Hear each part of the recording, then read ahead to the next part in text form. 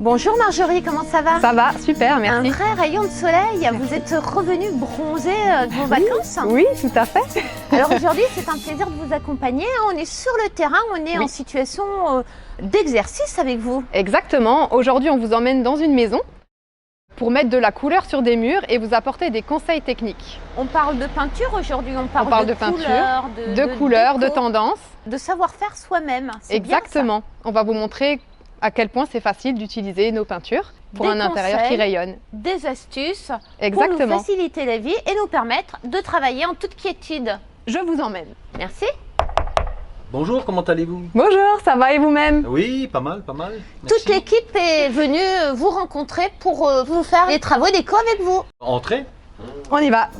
Donc comme prévu, on va vous expliquer ce qu'on va mettre en œuvre aujourd'hui. Nous allons peindre une maison. Peinture écolo, Marjorie. Peinture écologique, sans bisphénol, sans solvant, propre, facile d'application. Super, on est en pleine préparation.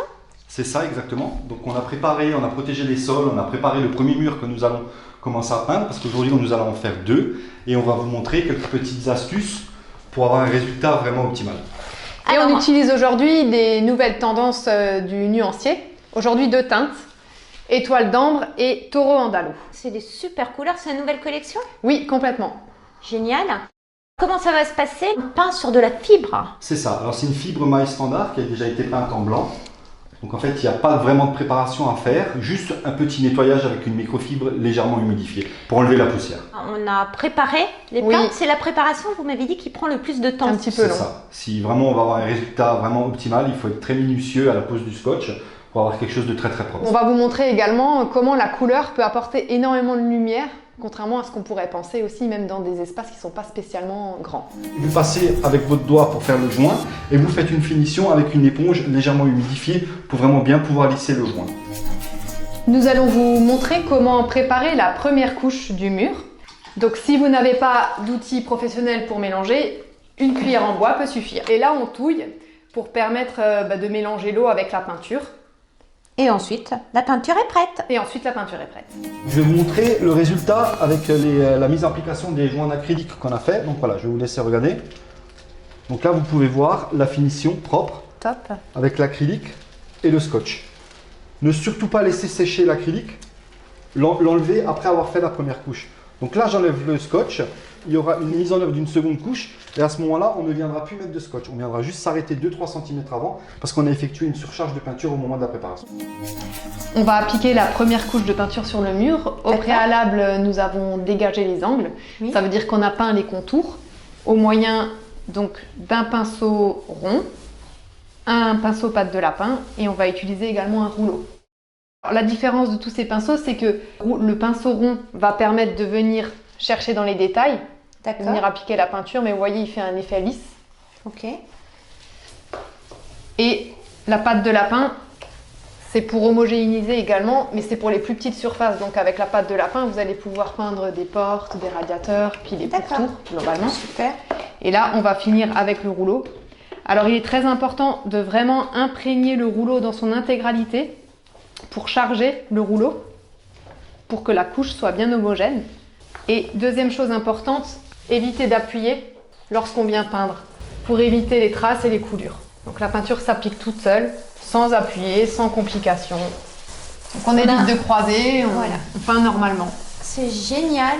Et c'est très agréable aussi de voir la couleur s'imprégner. C'est vrai. Ensuite, on va attendre quand cette première couche est posée. Une fois que la première couche est posée, on va attendre, ça sèche relativement vite. On va attendre à peu près 1 heure. Et après, vous pouvez venir passer la deuxième couche. On vous expliquera tout à l'heure. Deuxième couche avec Marjorie. C'est ça, Marjorie? Oui, on passe à la deuxième couche. Toujours avec autant de dextérité. Exactement. Et avec facilité. Ça c'est vrai. Ça donne vraiment l'envie. Hein. Moi, ça donne envie, c'est vrai. Hein. Du coup, on dépense des calories, on se fait plaisir. Et on relook son intérieur. Bah ça y est, nous avons réalisé les 2 couches de peinture sur les 2 murs. Donc on peut vous observer le résultat. On a passé la matinée, une bonne matinée bien complète. On a commencé à 8 h. Donc bien sûr, la préparation qui était importante. On l'a Alors vu. on rappelle. Donc on rappelle bâcher le sol, mettre du scotch, le joint acrylique que vous avez pu voir, après la préparation de la peinture, appliquer une première couche puis une seconde couche. Il faut quand même retenir que la peinture s'applique très facilement. Oui, c'est vrai que ça a été très facile comme tu as pu le voir. Et puis du coup, c'est toujours sympa de prendre du plaisir quand on a envie de refaire son intérieur. Il y a des petites choses à connaître. Oui, bien sûr, parce Mais- que c'est comme dans tout ce qu'on fait, il y a des basiques, mais une fois qu'on a bien écouté les principes et qu'on les met en œuvre, ça va tout seul. Le but aujourd'hui de ce tuto, hein, c'est de se dire que tout le monde peut le faire à la maison Oui, oui. pour une modique somme. Oui, c'est vrai que on va du dire. coup, la réalisation, pinceau compris, elle coûte une centaine d'euros. Donc Ce qui est la pas non plus, fourniture. la fourniture, de la peinture, les pinceaux, le seau, le rouleau de polyane, le scotch, le joint acrylique. Donc c'est tout à fait, enfin je dirais à portée quand même de toutes les bourses si on tient compte du fait de tout ce que ça peut apporter, de changer de couleur, de se faire plaisir. Et ça fait du bien dans la tête. Ça fait du bien au moral, les couleurs jouent énormément sur le mental, de par leur vibration, les couleurs, etc. et la manière dont on peut les associer. Donc, On voilà. parle aussi de nouvelles teintes, si déjà on est ici. Oui, c'est vrai. Donc, on les a présentées cette semaine, enfin depuis 15 jours sur Facebook tous les jours. Il y a 14 nouvelles teintes qui enrichissent notre nuancier. Des teintes qui sont toujours réfléchies pour qu'elles puissent s'associer facilement entre elles. Là, on s'est inspiré plutôt des pierres, de la nature, donc que ce soit du caractère vibratoire ou des nuances. Regardez sur le site et puis au fil du temps, il y a des petites choses qui vont sortir encore, des petits conseils déco, donc faut pas hésiter.